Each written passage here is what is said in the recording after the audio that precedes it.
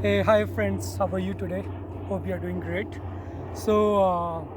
Thanks for watching my last video, and I got a request in my comment section that I should make a video on Sweden versus USA because I lived in both the country for years, and now I have some my own experience which I can share with you, which can help you guys in deciding the factor which country to go or which country to decide. Okay, let's start. So first of all, both the country are good, awesome to stay. However, some parameter are like the first one, I would say the weather. The weather in US differs from depends on you are in east coast or west coast or south or north, because it's completely different weather in all the four geography, and it's a very huge country. You have to decide which place you are going. So in west coast, the weather is more pleasant, and I would say the best weather I have ever seen because I lived there. And then if you go to south, it's more hot weather and it's more like Indian weather. And if you go to east coast, it's quite cold weather. And if you go to north, it's more cold weather, I would say. And even sometimes it's snowfall in east coast and west in the north side. And it goes up to -10 and sometime -20 as well in New York and Chicago. As I said, the weather differs from one state to another. And when it comes to Sweden, the weather is almost same in entire country, I would say. And in the north side of Sweden, it is more colder than the south side. But again, as the most populated city is Stockholm, so most of the jobs are in Stockholm, so most of the people lived in Stockholm. And the weather goes from in the winter, it goes from -10 up to 0 or 5 degree maximum. And then in the summer side, it doesn't go beyond 25 degree or so. But the deciding factor would be the I would say the darkness or the sunlight, because in US, in most of the states, you'll find the sunlight from morning, I would say 6 7 a.m. to evening 6 or 7 p.m. However, again in Sweden, it's quite different, because 6 months it's mostly the day. Even the daylight comes in the morning 4 a.m. and it remains till evening, I would say 11 p.m. And then only for 4 hours it's the dark. However, when it comes to the winters, it's mostly the dark entire day, and the sunlight comes in the morning 9, and it remains only till 3 p.m., I would say. And even for the weeks, it's always the cloudy, and you might not see the sun, in fact, for a week or two. And then when it happens sunny day, it's quite beautiful when it's snow everywhere and it's a sunny day. So this is all about the weather, which is the most important factor, at least for me. And then second factor, I would say, it's a job market or job opportunities. I would say US is quite big and having the big opportunities, at least for the IT sector and for the other sectors like doctors, engineers, and I would say the lawyers and the other sectors.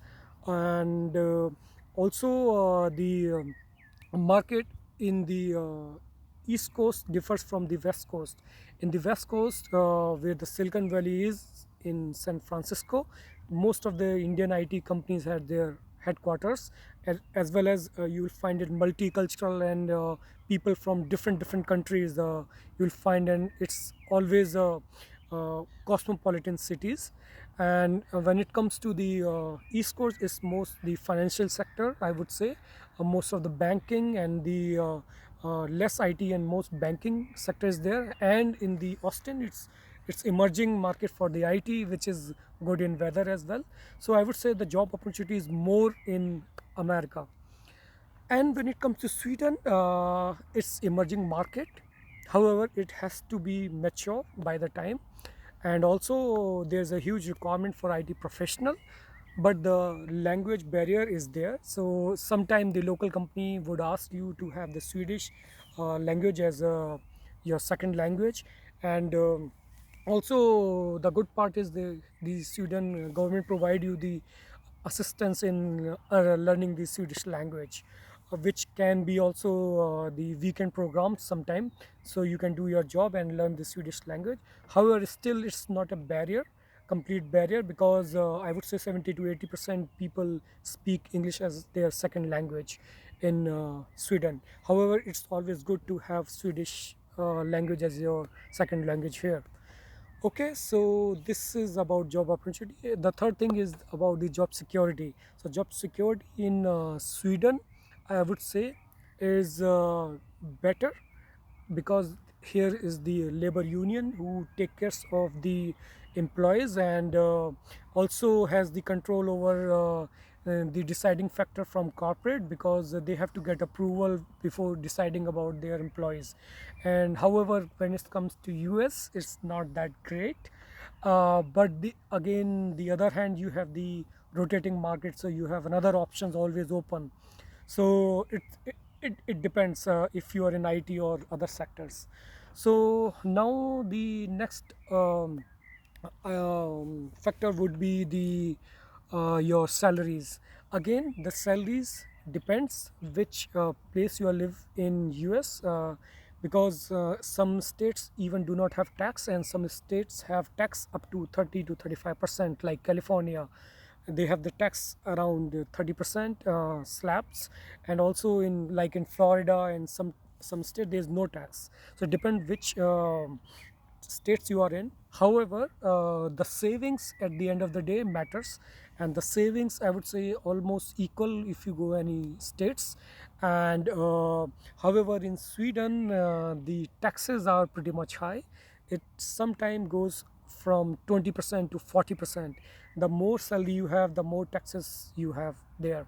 So but still, I would say the saving at the end of the day, Sweden is better. Now come to the housing. So housing is the big factor, I would say, because in US housing is pretty much easy, and you can find easily a good and big apartment in quite reasonable rates. However, in Sweden it's not that easy, because you might have to wait even for months to get a good apartment, because sometimes it government controls, and also if you go to private, then it's a long queue, because there is a scarcity of the apartment in Sweden. So I would say the housing is better in US, because you will find a big apartment with the garage and with the backyard easily. Now the next factor would be the schooling. Schooling in US is up to 12th grade is quite easy, because wherever you get the apartment, the local community school will give you the admission. It's their responsibility to give you admission for their local schools. And if you're coming from the country where the English is the first or second language, then the US is the better option, because you'll find easily schools. And when it comes to Sweden, the local community where you are living, they will have a Swedish school, as well as the bilingual option, where the Swedish is the first language and the English is the second language. However, there are some international schools which you can go for in Stockholm, but they are not that easy to get an admission. So you understand the schooling, and so you can decide uh, based on if you are going to live long term in Sweden and you want to settle down in Sweden, then I would say it's okay to go for the Swedish school. Now the other factor, I would say, is the post school, because that's also very important. The post school is in US is quite expensive, and that has, I would say, hundred of thousand of school fees. And sometimes the school loan is quite heavy, and it goes up to 20 years. So you might end up and paying this paying the student debts. And again, even if you are US citizen or if you're coming from outside, both ways it's quite expensive. However, in Sweden, if you are resident here or you have PR or you have citizenship, I would say it's almost free, very less expensive in Sweden. And if you're coming from outside, the fees are also high but not as much as in US. So again, you can decide if and if you want to go for the student studies visa or for your kids. So I have provided you the facts. So these are the facts from my side, and if you have some further questions or some other uh, queries, you can ask me in the comment section. I would be happy to help, and all of my videos are only for helping the people, because I have some experience which I can share. And so if you like it, so you can like and subscribe. So thanks for watching my video, and bye bye.